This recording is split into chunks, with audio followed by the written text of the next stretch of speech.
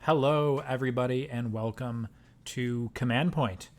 I'm Shane, and I am joined here by the disembodied voice of the winner of the Chicago Open and the TO of the upcoming New York Open, Travis Cheng, who we've interviewed in the past. So, Travis, how's it going?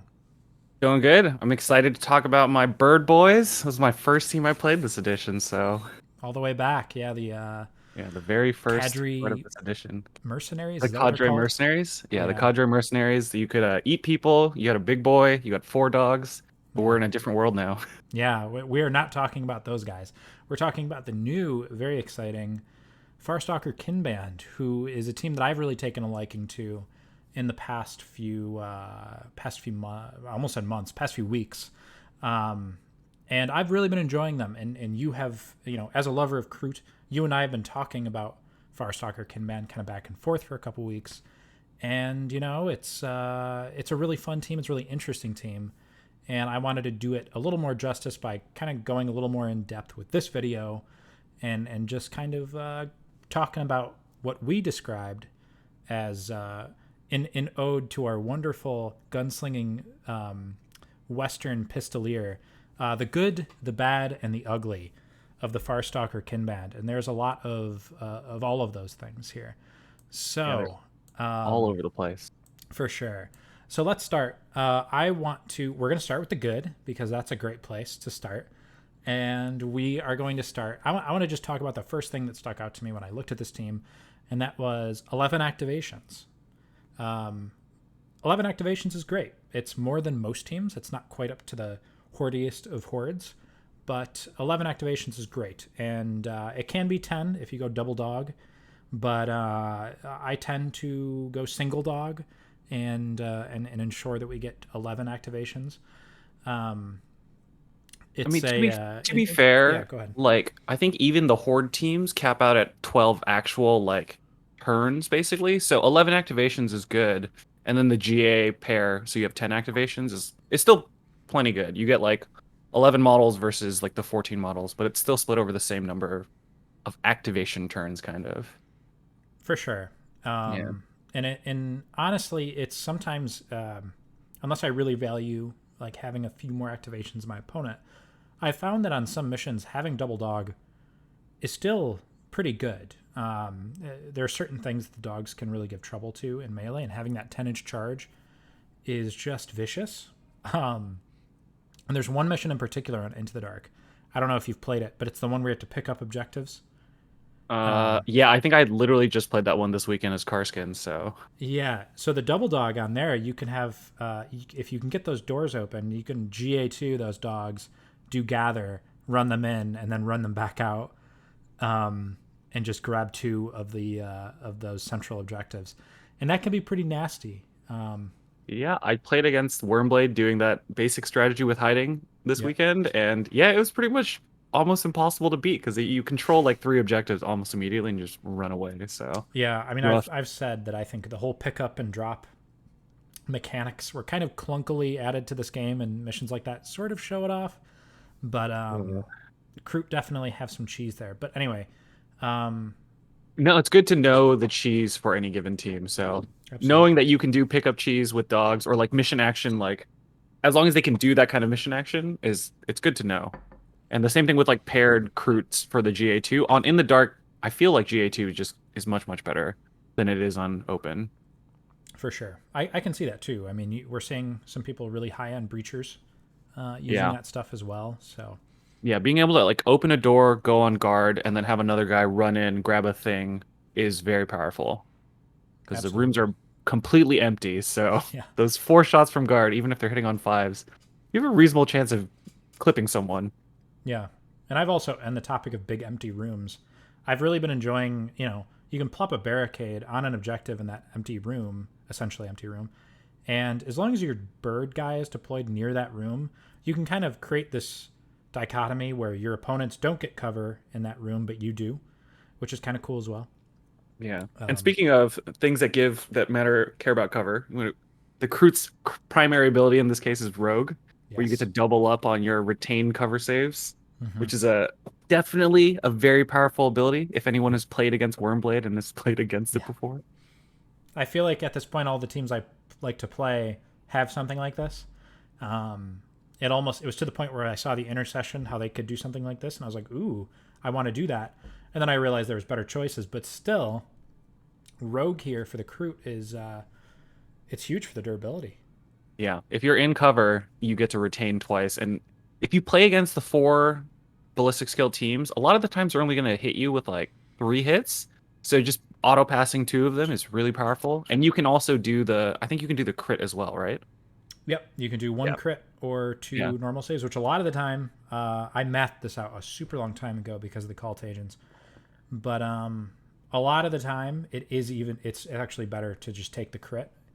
Yeah, because it's just way harder to roll, and like, yeah, it's good. And every once in a while, people are depending on crits to be the thing that forces some damage through. Mhm. Like you get a crit and a hit, and saving the crit outright matters a lot, especially on 8 wounds. So you actually hit a lot of breakpoints. Where if you fade the crit, you're not even injured on the way out. So Yep, yeah, it's a very it's good. powerful ability, and you get it across the entire team: the dogs, the leader, everyone. So Yeah, and I mean, so you were talking a little bit about rogue in the context of kind of like being able to go engage a little more aggressively. Do you want to talk about that a little bit? yeah, so a lot of teams start on conceal. They don't want to get shot at all because the moment they get looked at, you die. Because a 7 wound, 5 up save model, you might get one save. If someone hits you with 3 or 4 shots, you're pretty much always dead. Yeah. But with the Kroot and 2 retains, you can actually, and 8 wounds, you can actually make it through a lot of shooting actions that can fell a lesser team and still keep your model on the return. So Hmm. it lets you start on engage a lot earlier than some other teams and get shots off that your opponent isn't ready for. For sure. And there's some synergy with the Farstalk strategic ploy where I've really liked having a lot of engaged guys. And then in the event that you lose that initiative roll, you can use Farstalk to switch a bunch of those guys to conceal, and now suddenly your opponent has quite a few less turn, like top of turn, obvious moves too. So Yeah.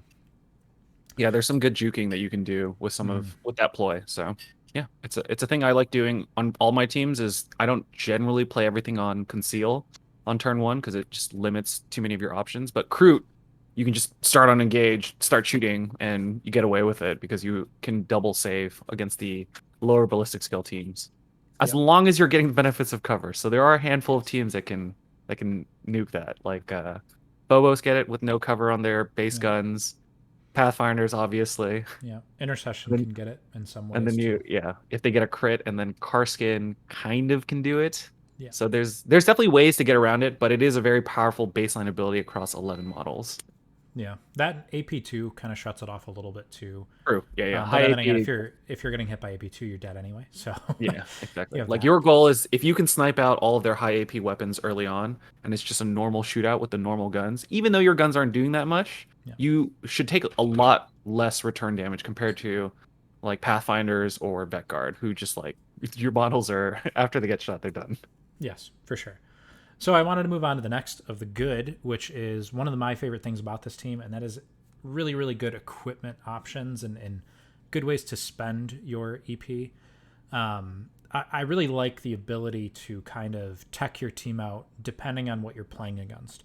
There's a lot of Mhm. teams like Novitiates who have really good, really obvious choices like the auto chastisers, and you're just going They're to worse. take They are those. worse now. That's Auto true. chesters They just did got get nerfed. They got nerfed real hard, so that's they are true. less good now. But yeah, there are teams Yeah. with like auto takes, so Yes. I definitely hear what you're saying. And then there's other teams that just have a bunch of garbage, and you kind of just take the least garbage thing. Yeah. Kroot are different in the sense that I think they have a lot of actual good things, and the choices come down to which good thing is best suited for this particular matchup. Yeah, their best thing is obviously, I think trophy is probably the standout Trophy's in really that. good. Yeah, in that you can have effectively a comms model that didn't cost you an APL. It just Hmm. costs you 4 equipment points, which is a lot.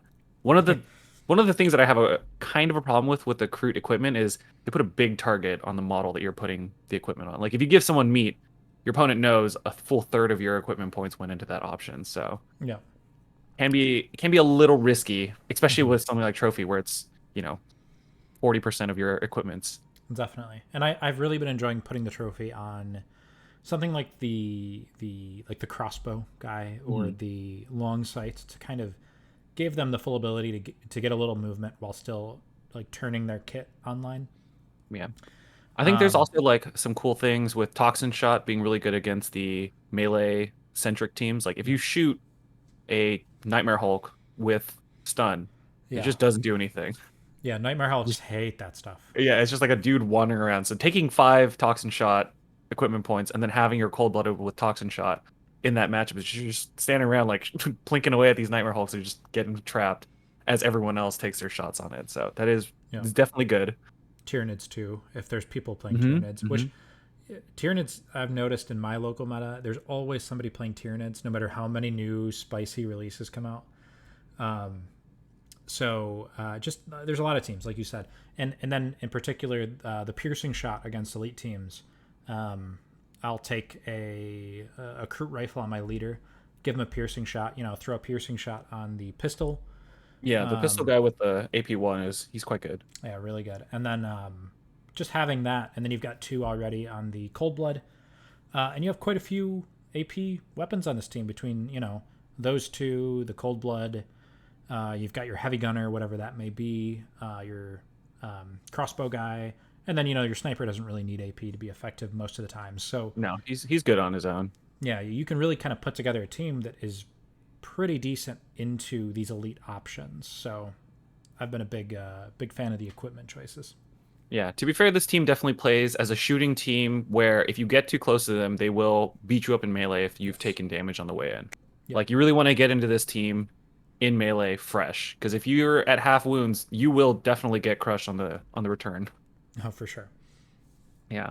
And speaking of getting crushed in the return, there are some like crazy VP plays that you can pull off, right? I think Oh you were yeah. talking about it.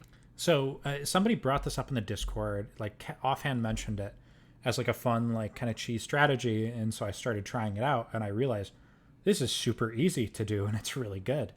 And that is so with the mercenary contract tac op, you are for now. I don't know if this is going to change, and I don't think it will personally. But you are technically allowed to take a tac op from an archetype that you didn't choose, which includes ones that you don't normally have access to.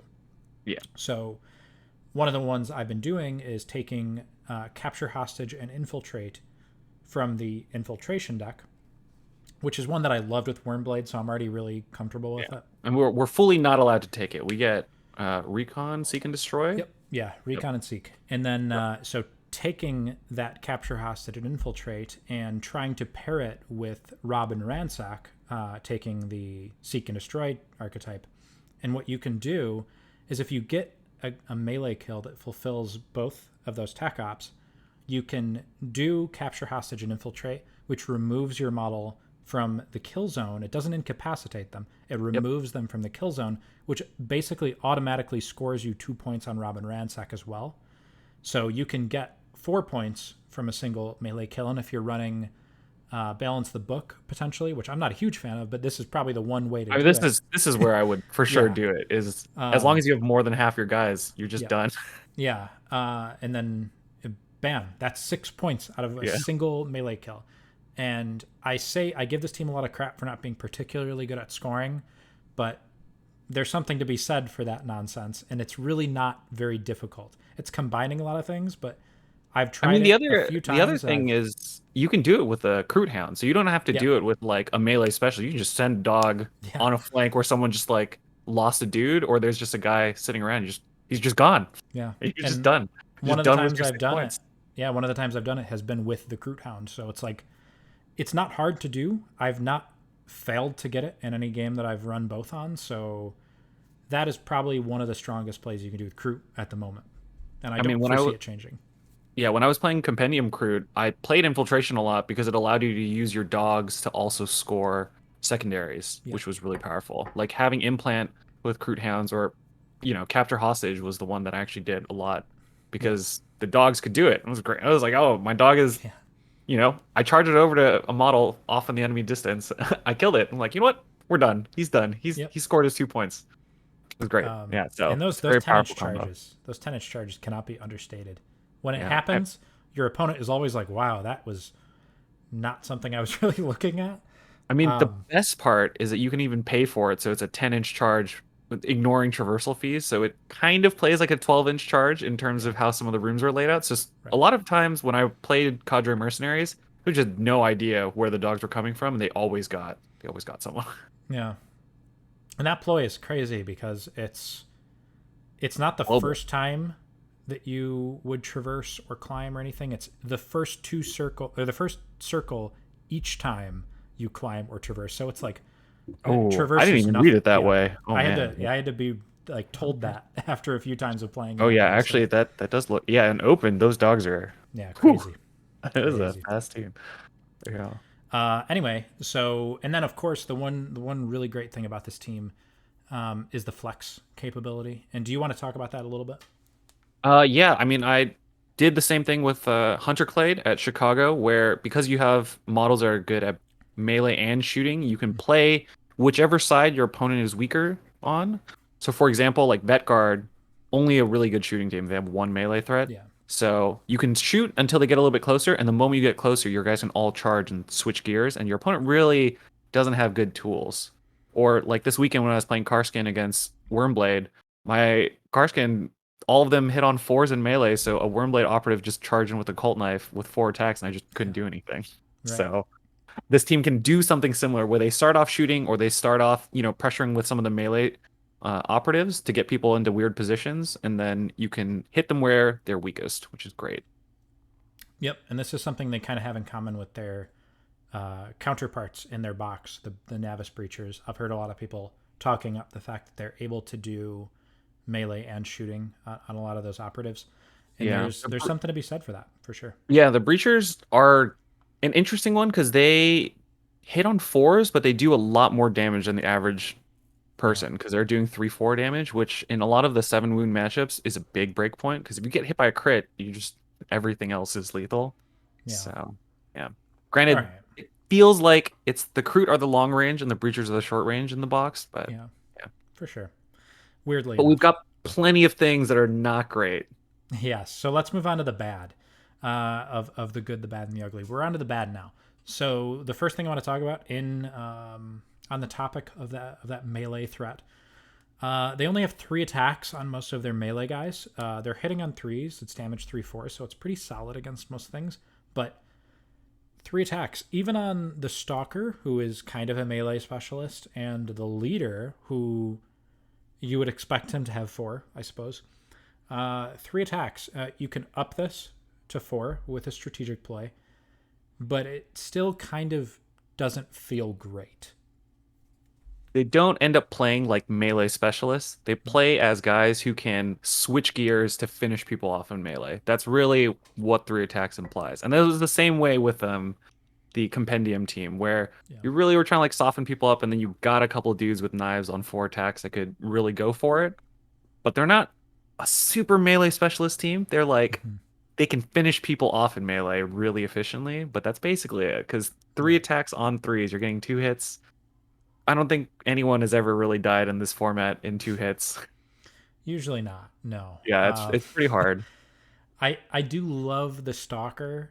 Once you're able to get that stealth attack to APL ability Mhm. off, I wish I get that it's a stealth attack, but I wish you could just do it in melee and just forego the charge. But you have to be out of melee, which sucks, and it's only a 6-inch Oh, I see, charge. I see. Yeah, yes, yeah.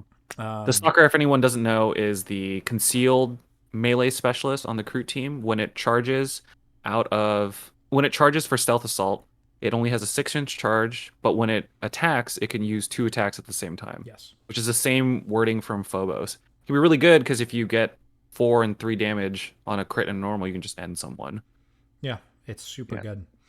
But again, like And he this comes and he guy, comes with a shotgun, so yeah, yeah, he's a really good trophy dude too, I assume. yeah, I could see that.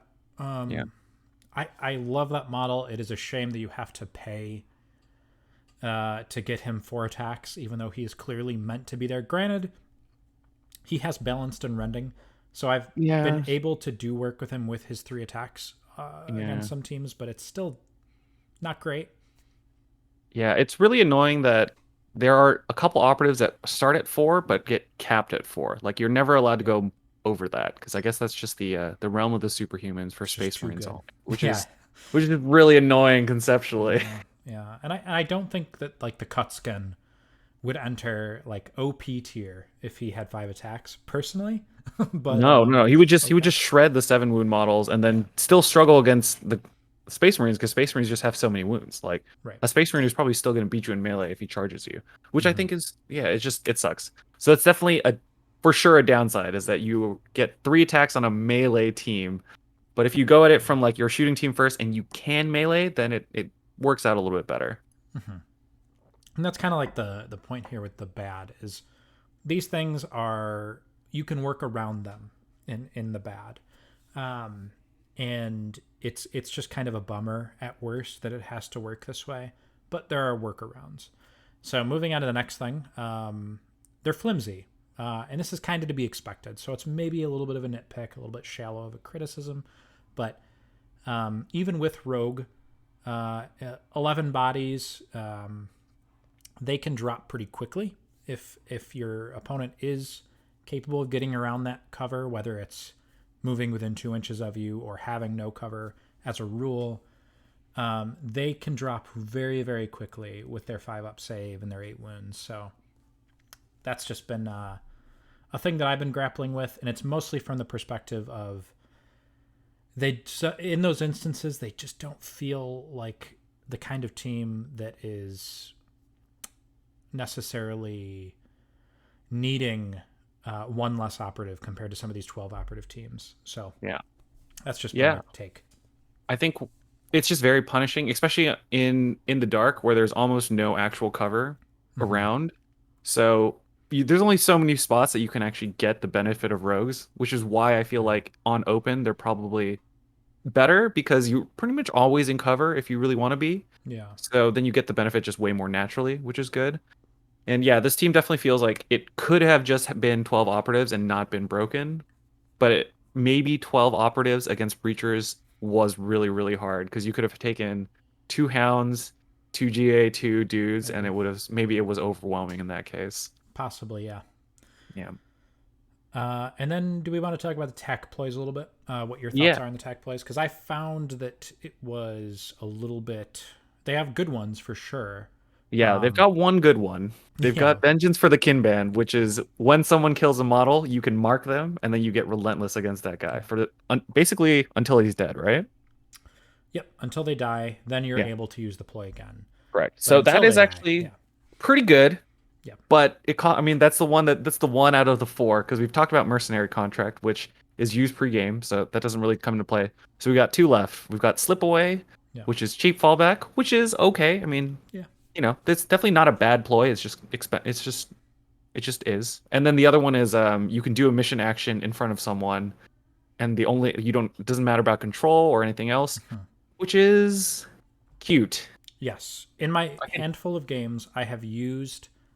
It's poach, right? That's what it's yeah, called. poach, I've used correct. poach once, Hmm. um, and it was nice. It felt like it's this kind of niche thing that once in a great while you're going to use, and it might save your butt. I haven't used slip away once, and I think the reason for that is because if I'm in a position where I'm going to be in melee and I'm able to fall back, I've probably used cutthroats that turn, and I'm okay with attacking. Yeah, Maybe against some teams, I really just want to get out of there, and maybe it's a melee or one of my shooty guys who has a good shooting weapon. So there's that. Um, but yeah, in mercenary contract, it doesn't feel good so much as it feels like I kind of just need it. Like it's almost like a tax, and it is good, but it doesn't feel great to use. If that makes sense. yeah.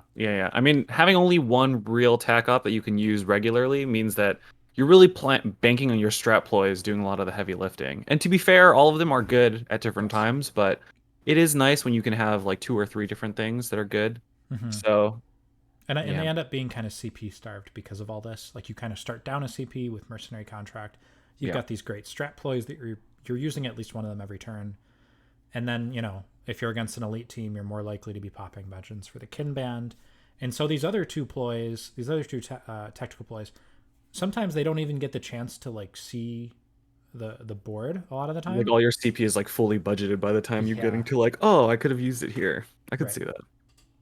One Yeah. thing I have fallen into, and this is about a strategic ploy, but Prey, it's probably the ploy that I've used the most. And Mhm. it's also a ploy where I constantly find myself wishing I didn't bother using it. Um, and I think you just need to be very careful about when you use it. And getting that balance is really good, but I'll use it and then I'll go a whole round and I'll only get one shot off where I actually get to use Prey, and I'll Yeah. feel really silly because that was basically just a CP reroll. Yep. Yep. If you don't get two praise off, it's not doing anything. And Yes. pray, for everyone listening who doesn't know, is if your model once, you can switch to balanced and heavy as an additional profile for your guns. Yes.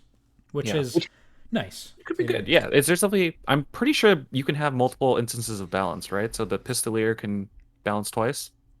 I actually don't know. I wasn't sure, so I've been I've playing it always played not it that that way. way, but well, so that one maybe we're I actually don't know. maybe that's wrong. I I'll have no definitely look at idea. that in a little bit. But that's always Um, how I read balance basically is you get two rerolls. yeah, I mean, I can see it. I don't know. That's actually probably worth looking up. But Yeah, I'll take a look at that later. Anyway, anyway, but do you want yes, to there take us are to the next one? yeah, the ugly. The ugly, of which there's a few. So where I said the bad are the kind of the things that are unfortunate, but you can work around it. The ugly are just kind of like the flat downsides that you don't really work around. You just kind of have to live with it. So the biggest one for me that I've been struggling with, and this kind of ties into what we were talking about with mercenary contract, is that is like scoring in general and their faction tac ops. They aren't great. No, yeah, And their faction tech ops feel yeah, pretty bad outside of the kind of like cheesy thing that you can yeah, do with balance the books. I think their third one is okay, where your opponent marks one of their guys. If you kill him, you can go confirm the bounty. yeah. It's good against an elite team. Yeah, that's basically where you would run it, but Yeah, none of it feels particularly good. And Butcher is just a flavor fail for me. it's Like, tough. I feel like if I'm running Butcher, I have to run two dogs to like get those mhm. easier pickups, and I don't really Yeah, want to run two dogs most of the time. yeah. Um, I would probably expect that if you never take Butcher, you're probably not that far off from being optimal. Would be my guess. yeah, and it also when the few times I've taken Butcher, I like hesitate to kill something at long range because it's going to be really hard for me to go get that Butcher token because it's so far away, and that's never a choice you want to have to make. So, and then balance the books is there's some cheese with it, but oh my goodness, it's hard enough to get multiple max tech ops with this team outside of Hmm. the Robin Ransack stuff I was talking about. But having Yeah, to do it while keeping more than half your team alive yeah, is it's asking a lot, and I'm not a huge fan. So they get yeah. access to seek and destroy and recon though. Aside from that, I do think that recon is generally pretty good. Like I mm-hmm. use recon a lot because generally turn one is a lot of setup, and on in the dark, it's really a setup turn a lot of the times. So having triangulate and plant signal beacon and like stuff that you can kind of position to do is nice. Yeah, And the dogs are really good at moving you up for overrun if you can keep them alive. yeah, So there's probably like a positional game that you could play that is reasonably good, and I've generally found good success with recon. But mm-hmm. recon in the context of balance the books is probably almost impossible. It's tough. Yeah. And if you're playing on Into the Dark, which a lot of people who are playing Crute may be playing their first few games on Into the Dark, Recon's a bit harder there. Yep. You can Yep. kind of forget about maxing Triangulate, which is considered to be one of the better ones. Yeah. And Vantage is that's gone. plant signal beacon is at the end of the game, which is probably when you're least likely to have more than half of your operatives Yeah, left. yeah. Yeah, so it's rough out here for the Farstalker I do Kinband as like far as scoring. I do like retrieval with the dogs, but there are some areas on Into the Dark where it is Oh very yeah. difficult to No, to get to that. I feel like retrieval and in the dark is there are two maps where it's good, like Junction Assault, and then the other map where it's a hamburger deployment that you can Yeah, see your opponent's deployment. Those are probably okay, but a lot of them right. it's like the doors block off your opponent's drop zone, so if they're measuring 3 inches out, you're like, I'm just Yeah, never gonna make it to that side of the yep. map. Yeah, so And I'd so we've determined that two out of their three tac ops are pretty bad. The other one being situational. Most of the recon options are pretty rough. And then you look at seek and destroy. You can take off challenge. That's bad. Execution's not great with this team. Deadly Marksman is doable, but it's not amazing. On Into the Dark, Route can be pretty tough, but generally speaking, I do like Route on open board. Yeah. Robin Ransack, I think, is probably their best tac op of all the ones they have normal access to. I really like this one. And what's the last one that I'm forgetting? Execution, Deadly Marksman, Headhunter. Yeah, Headhunter. Which is Headhunter is okay. yeah, Hard it's on Into the okay. Dark because it's first two turns usually, but Yeah. It's to be fair, yeah, it's just rough. Like unless you're doing that combo, the points combo, it's probably always rough for them. yeah, You just don't have a great spread. Like recon is okay, but then you're not playing balance the books, and you're just playing a recon strategy, which is okay because you can take bounty hunters, which is kind of like a seek and destroy option inside of your recon. So that's generally been a good mix, I think, because you can yeah. remove you have to remove Vantage, but Yes, after removing Vantage, like Butcher is probably okay against elites because there's only 6 meats, so it's true. maybe you can get away with it. Yeah, if you kill That's two of when, them, that's a yeah, 1 point, and you got to kill three to get 2 points. So yeah. not terrible. It's not terrible. It's not great because who knows how far away that meat's gonna end up. Yeah, and I guess on this topic, as far as other mercenary contract choices go, we talked about capture, hostage, and infiltrate. I also really like plant banner. Plant banner, yeah, because you can put it on a dog, right? Yep, put it on the doggy. He runs super fast. He can get there at any point, Stay almost. on stay on conceal, hide him in the Yeah, corner. And your opponent's just like, I know what that dog is gonna do, but I'm not yeah, gonna send 2 models off to go fight a concealed yeah. dog. Well, what's great is a lot of the time your opponent doesn't know because Mm, maybe they're not expecting you to take plant banner because it's not one of yeah. your normal choices. Hmm. So there's definitely some sneakiness with it. Yeah. I'm a fan of that, but I think capture, hostage, and infiltrate is just so good with this team. Yeah, I I mean that really, combo sounds very, very dope. yeah, it's the one thing that in my games of Kroot has made my opponents be like, whoa, like that was cool. I And you don't mean, have a lot of those moments with Farstalker Kinband. yeah, I think on In the Dark, to be honest, like a lot of the primary missions, if you're playing a competitive game, they stay pretty tight. Yeah.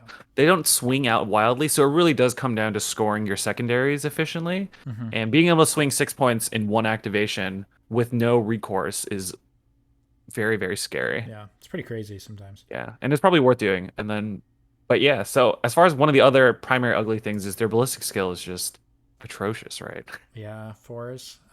Granted, there's Wars. prey to get around it. There's your leader who can like you Yeah. can work around it, but it's real rough. Hitting on 4s naturally just means that it's really hard to depend on shooting to do anything Yeah. super reliably.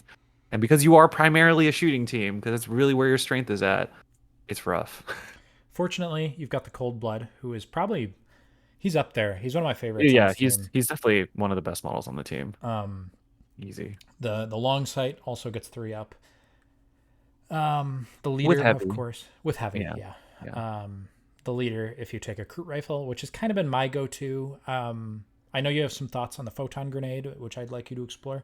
Yeah, Um, so Go against ahead. like, Nightmare Hulks and other melee specialists, losing dash and in losing 2 inches of movement just means that the dude is just standing in the room most of the time. Yeah, So one of the funny strategies for Compendium Tau that is really good is you can take 5 photon grenades and they're infinite, so you can just yeah, keep throwing photon grenades. So that is very obnoxious. So having one usage with a reasonably good gun is not a bad thing if you're playing against like Nightmare Hulks, you're playing against like 6 Assault Intercessors. So it's a good thing to keep in mind when you're thinking about what your matchups are going to look like.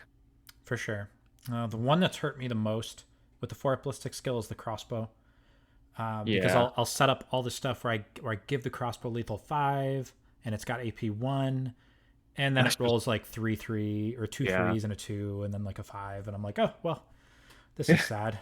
Yeah. Yeah. Hitting on 4s with your theoretically your big gun, one of your big guns is, and then, the bow accelerator hits on 4s, and also the heavy gunner, if you take the tribalist, also hits on 4s. Yeah, So, I actually haven't used the tribalist yet. I I've don't only been expect that using the I'm going to be Skinner. using it much either. So, The Skinner is just so good. yeah, no, the Skinner seems Oh crazy powerful. And on In the Dark, it seems really good. So, for anyone who doesn't know, the flamethrower variant on the Kroot is 6 attacks on 2s, 2 3, AP 2. and cumbersome. So you can only move 6 inches. But because it has torrent on in the dark, it's also lethal 5. So it's just like, Yeah, yeah, it's nice, yeah, but yeah, I mean, I do agree that the shooting elsewhere leaves a bit to be desired. Um, and then you were talking a little bit to me before we recorded about the synergy and kind of yeah. how these teams interact, how the operatives interact with one another. So if you want to elaborate on that. Yeah, so when you look at a team like Pathfinders, there's not a lot of individual model synergy that matters for a lot of other things outside of kind of basic stuff like medics do aura bubbles, which is fine, but they're mostly depending on marker lights from other guys, and then their guns are all equally good, right? Like if you kill their ion rifle, it sucks for them, but the 4.5 basic gun can still kill you really easily. Mm-hmm. Vet Guard, they've got 7 or 8 really good range threats. So if you kill one, it's replaceable. You still have another one. And they're not really depending on there is synergy that matters, but their guns, because there's so many of them, you don't one of them dying doesn't really matter that much. However, on Kroot, if you lose your your tribalist or your skinner before they do their job, it's gonna be a rough game. Yeah, that is definitely a thing. I've run into that where the Skinner dies early on against an elite team, and it's like, well, there goes one of my best ways to actually combat these teams. So Yeah. Or if like you lose your comms guy early, you just don't have a way to like reasonably have your guys do more than what they look like. Like right, they are very reliant on a handful of guys buffing your other dudes. Like if you lose your leader early, losing that free retain every turn, that's gonna make your shooting just miserable. for sure, and And you that's need you actually need one of the you need reasons that. why. Yeah, that's one of the reasons why I think they're better on open as well. Is I've noticed on Into the Dark, I don't always see somebody with my leader until Hmm. like the later rounds. So Yeah. that's a huge problem. Yeah, yeah. So there's a lot of like overlapping synergy that if they don't really use, it's like, yeah, you're great. Your basic dude with 4-up shooting with the bolters, it's not doing anything. Yeah, yeah, for sure. Yeah. And that Um, kind of like leads into them feeling very taxed on CP, which is a thing that you mentioned, right? Yeah, so that's the As next thing, which I have labeled premiums, and it feels like this team has to pay a lot of premiums to kind of stack up and fight evenly in a lot of ways. Obviously, comparing it to Pathfinders is it's kind of a dead point. It's beating a dead horse because yeah, Pathfinders are quite good. yeah. But looking at Pathfinders, they don't have to pay to get their marker lights. They don't have to pay to get their shooting buffed a little bit. They have abilities built in that let them do this. Hmm. Kroot, if they want truly reliable melee, they pay a CP. If they want reliable tac op scoring, they pay a CP ahead of time. If they want a little bit more reliability on their shooting, they have to pay a CP. It just kind of feels bad after a while. Like, why can't they just be self sufficient? Yeah. And having to pay for all these things, it really stacks up over a game and it leads them to being a little more CP hungry, Yeah. which I, feels bad. I think there was definitely like a flavor miss here where they could have given you something to aim for, where you get a CP back for getting a kill with something. Mm-hmm. They're mercenaries, letting them set a goal and then get something back, or giving them a little bit of a heal every now and then for eating people would have been nice. I wish. I Yeah. was looking at their I was scrolling through Waha PD earlier because I saw that they finally got the teams up, and I Hmm. scrolled a little too far down and I reached the narrative stuff, and Dude, it it looks so cool. they look really cool. I don't normally play narrative, but I was looking at some of the stuff that they get, and I'm like, oh, this is so interesting, and I kind of wish some of this flavor made its way into the normal matched play stuff. But so if you're a narrative campaign person and you're interested in playing Crew, seriously, take a look. Those are some cool uh, little tidbits that they get there. So I want to go slightly off script here, and before we wrap up and stuff, I want to I want to like kind of give one little tidbit of info that a lot of people miss with Crew, and then you can go ahead and do one of your own. But in all my games that I've played, I've noticed everybody kind of misreads the tracker and specifically the mark for the hunt with the Pekra token. Mhm. for starters, the one thing that people do not realize is that the tracker does not need visibility on the enemy operative that it is marking. So, but you can mark a guy that is that Wholly, hasn't gone yet. wholly unseen, right? Yeah, fully unseen, and is the nearest guy, the most likely enemy operative to be running out onto an objective, kind of between where the tracker is and where that operative is. And let's say there's a barricade on that objective. You can preemptively mark that model for the hunt, and now they cannot safely run out onto that objective and get cover. They don't get any cover at all. And all that matters is that any of your models that are shooting this model once they're there are also within 6 inches of the Pecker token. So if you position your Pecker token in a way that it is fully within 6 inches of the objective that you want to protect, or I guess force them to stay away from, just make sure you're doing it in a way that it's not further than it needs to be, because your models also need to be within 6 inches of that Pecker token. So the first few games I played with Kroot, I did nothing with the tracker. I was like, this guy sucks. Oh, He's so useless. What is he doing? oh man. And then a few games in, I started to realize the play patterns that are necessary with the tracker. And Yeah. once you kind of get him online, he's very, very good. And he's a good piece for, because I always I'll mark a guy with the tracker, and my opponent's like, oh, but you can't see him. And it's like, well, you don't need to see him. You just pick a guy, and The bird's just watching him. yeah, the bird is watching him, and if he moves out, he's not going to get that cover. Yep. So yeah, that's one thing I've learned.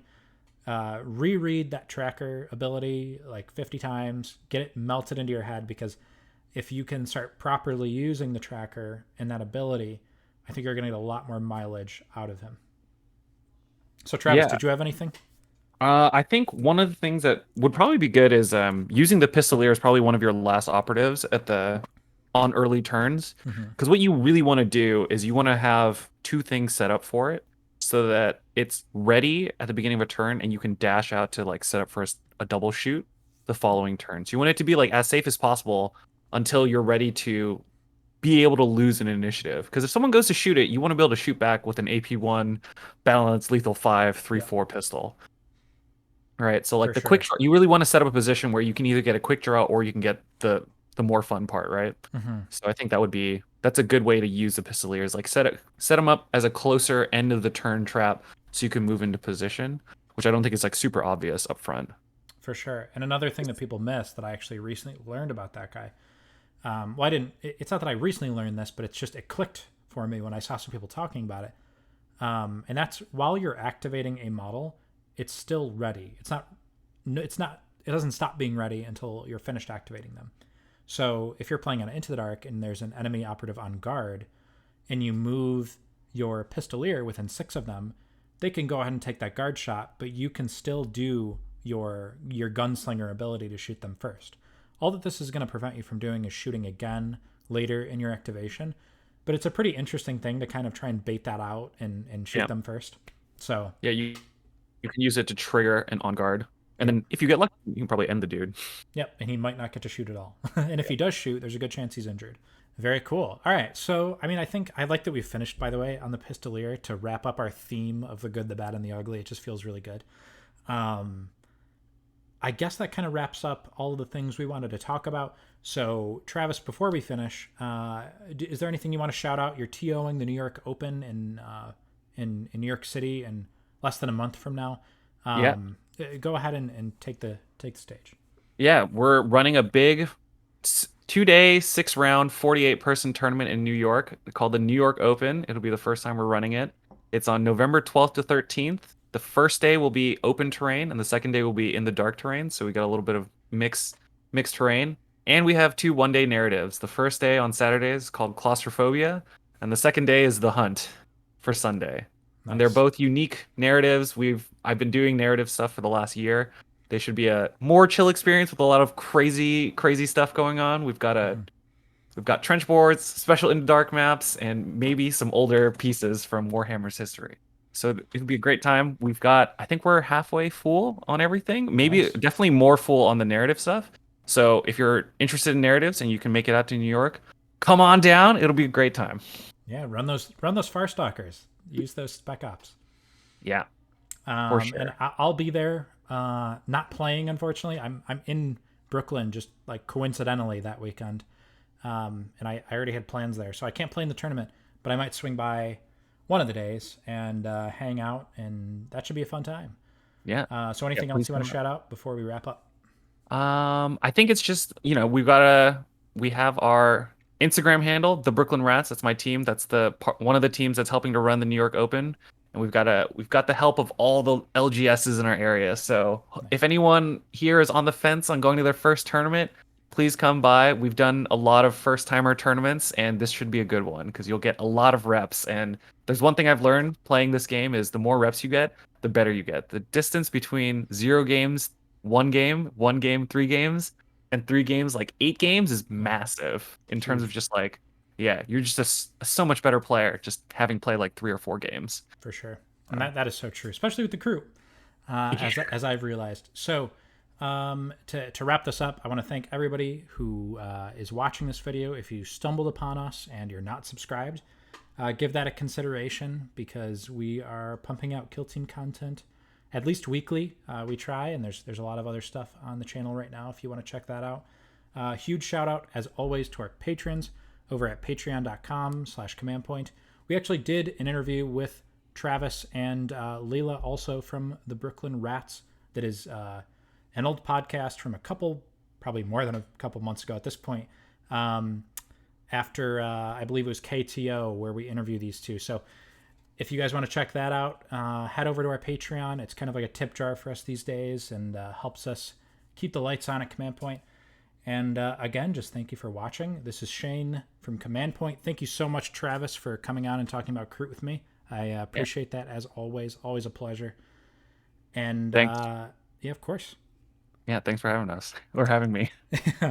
And of course, have a good day. Go play some Crute.